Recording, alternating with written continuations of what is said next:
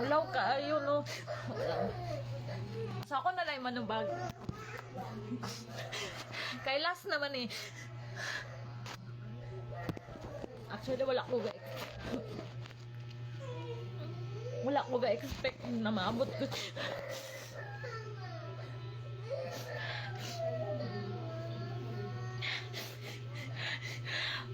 Nagapangurugan ko.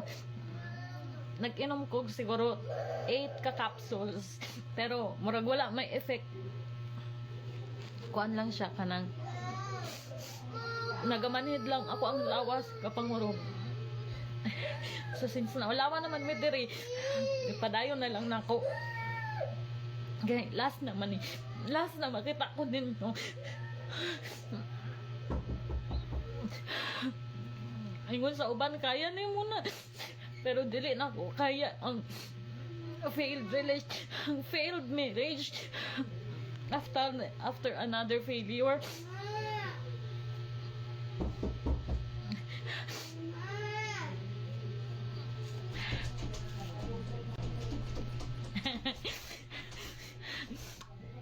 So, nag-start maguna siya last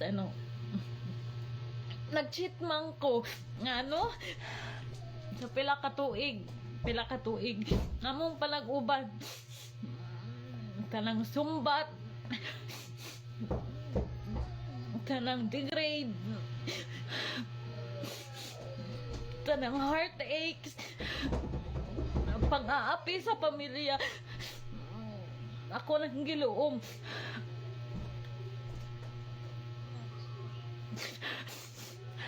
Gamay kayong pagtanaw sa kuha sa pamilya sa ko ang bana.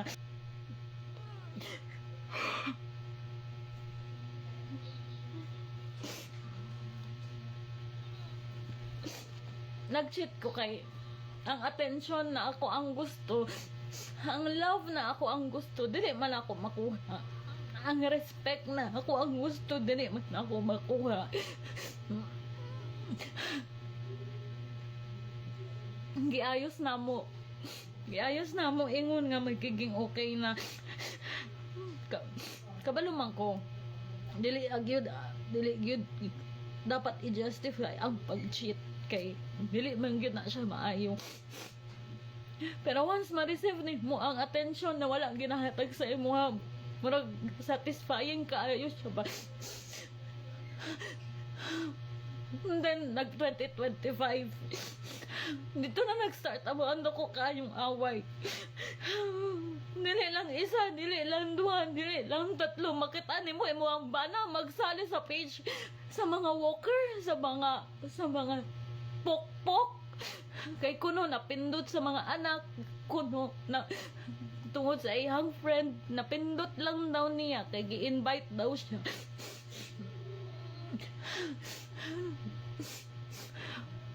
Mali yun ang cheating pero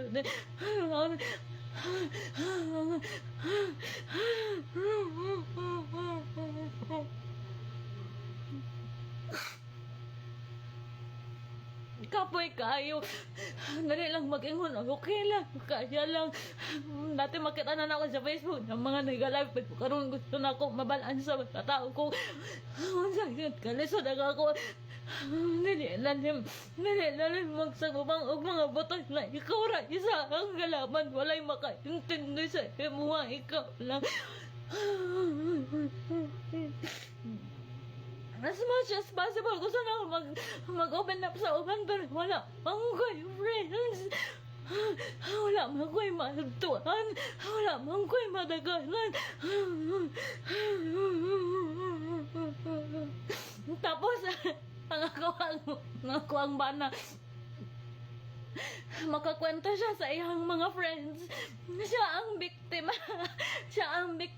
kay siya ang gitchit.